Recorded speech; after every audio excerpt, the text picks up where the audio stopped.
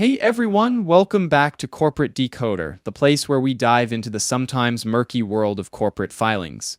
Today, we're cracking open H&E Equipment Services' latest 10K, their annual report.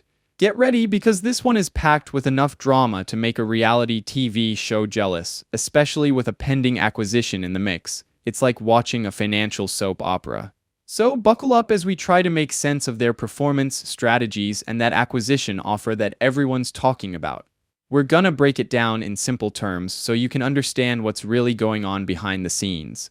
Is this equipment company on solid ground, or is it about to get flipped like a used excavator? Let's find out. First off, H&E Equipment Services is big in the equipment rental game, with around 156 branches spread across 31 states. Think of them as the Airbnb of heavy machinery, but instead of vacation homes, they deal with bulldozers and cranes.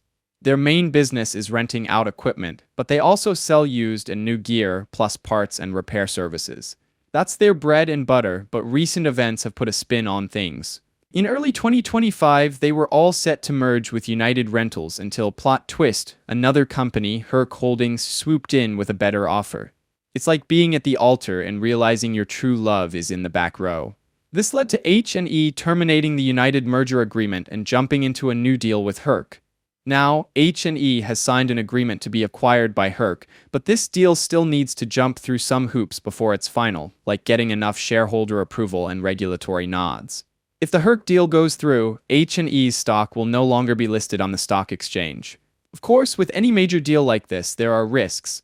If H&E walks away from the Herc merger for a better offer, they could be forced to pay Herc a breakup fee of roughly $145 million, in addition to the $63.5 million already paid to United, which Herc fronted on their behalf. This could seriously hurt the company, but wait, there's more. While this deal is pending, H&E has to play nice and can't go making any big moves that might scare off Herc, essentially limiting their business flexibility. It's like being told you can't redecorate your house because you're about to sell it. So what exactly does H&E Equipment Services do? Well, they rent, sell, and service construction equipment. Think aerial platforms, earth-moving machines, material handling, and other equipment. They cater to a bunch of different markets, including construction, industrial, and infrastructure, so they aren't putting all their eggs in one basket. Having a diverse customer base helps cushion them from downturns in any single sector. H&E's sales team specializes in equipment rentals and sales, armed with fancy training and a customer management system that helps them keep track of client needs. They even have a digital customer platform called Connect, which helps customers reserve equipment, schedule deliveries, and manage payments, giving them that sweet self-service capability we've all come to expect. H&E faces a lot of competition in their market, and not just from small businesses, but also major corporations. They're battling it out based on things like equipment availability, quality, price, and even how technologically advanced their rental platforms are. H&E's business isn't constant. It's cyclical, meaning it goes up and down depending on the time of year. The winter months tend to be slower, so the severity of weather conditions can have a temporary impact on how well they're doing. And of course, they're tied to things like oil and gas prices, which can affect construction activity. Now let's look at the numbers. Total revenue increased slightly, $47.4 million or 3.2% for the year. While this is a positive sign, it's not exactly a huge leap. Breaking it down, equipment rental revenue, which is their main source of income, bumped up nearly 6% thanks to a larger rental fleet.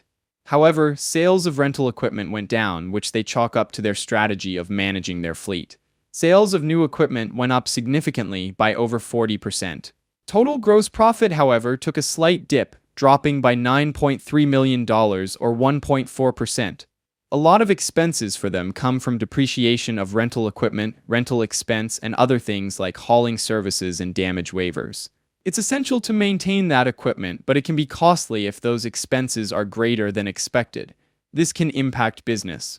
When talking about growth, an important detail to mention is that H&E has been on an acquisition spree, buying up smaller companies. This can be a great way to expand, but it also comes with risks of overpaying and not being able to fully merge the entities. H&E also faces something that could affect them, and that's climate change regulations. The US government and other countries are taking steps to reduce greenhouse gas emissions. This could mean higher costs for H&E's operations and even lower demand for certain products. Then there's the debt. H&E has a significant amount of it, roughly $1.5 billion.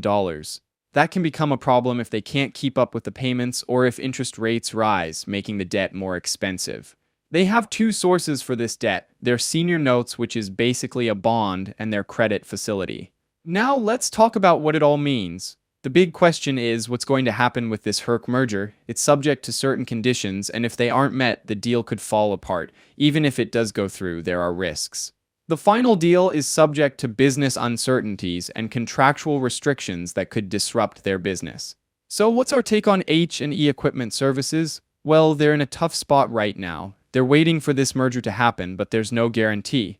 On the positive side, H&E has a lot of locations, a pretty young rental fleet, and broad client base, which means good diversity.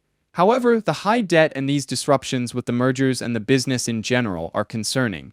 Looking ahead, a reasonable target price range for H&E Equipment Services would be between $40 and $45, using a blend of earnings multiples that reflect the potential deal price if the merger finalizes. Overall, I am leaning neutral on H&E Equipment Services. As long as they can get a steady price, they'll be okay. If the deal is closed, then long-term things will look good, but the longer this deal lingers, the more harm it does. Thanks for watching Corporate Decoder. If you found this interesting, hit that subscribe button and we'll see you next time.